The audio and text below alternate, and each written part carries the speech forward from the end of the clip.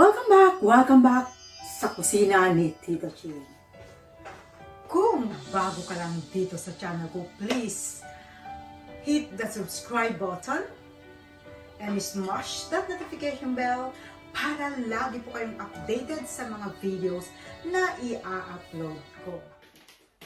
Hi! Ayan po, itong episode natin na to ay ipapakita ko sa inyo kung ano yung aking lulutuin na tanghalian. Time check is 9:58. So, mag-aalas 10 na ng umaga. Yan. So, magluluto ako ng pork belly. Ipapakita ko sa inyo kung paanong luto gagawin ko. So, don't worry dahil yung ating mga ingredients, list ng ingredients ay isusulat ko at the end of the video para mas mabilis screenshot para pag namalengke, makikita mo na, di ba? Ayan, so, ito ang mga ingredients. Ipapakita ko lang, pero yung exact measurements, nasa huli mamaya, okay? Okay. Mamaya pa ang eat. Ayan. So, dito, mayroon po tayo dyan soy sauce, vinegar. Sadya kong di pinakita ang ating mga label kasi hindi tayo nagpo-promote. Pineapple juice, mostly Filipino made in the Philippines ang ating ginagamit. Kung mayroon akong makuha, I preferred kasi syempre ating tangkiligin ng ating sariling atin. Yan, so pineapple, Pilipinas made. May black pepper. Gagamit din ako dito ng salted black beans. Ayan, so as per usual, yung ating garlic at saka ating onions. May bay leaves din, brown sugar, at imbes na yung banana blossoms ang gagamitin ko, ang gagamitin ko ay yung ating mushroom, dried mushroom. Yan. And of course, yung ating pork belly. Ayan, so umpisahan na natin ang pagluluto.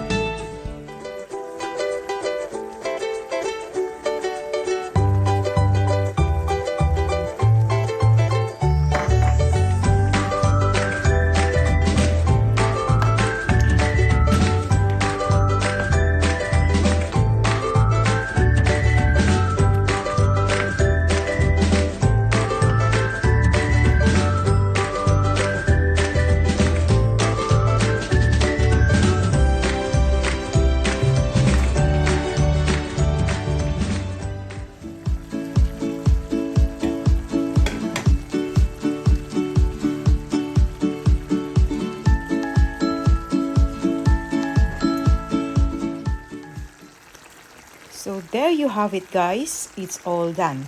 So as I promised, all the ingredients are listed in here now, but I will write it down as well on the description box below. So I hope you like it, guys, and try it and let me know. Thank you so much for joining me in my premiere. Now let's welcome my channel members. Please do connect and support to all of them, as they are all very legit and very supportive. Thank you very much. Bye. Watching. See you soon in my next vlog. Keep safe, everyone. Bye. Today's video.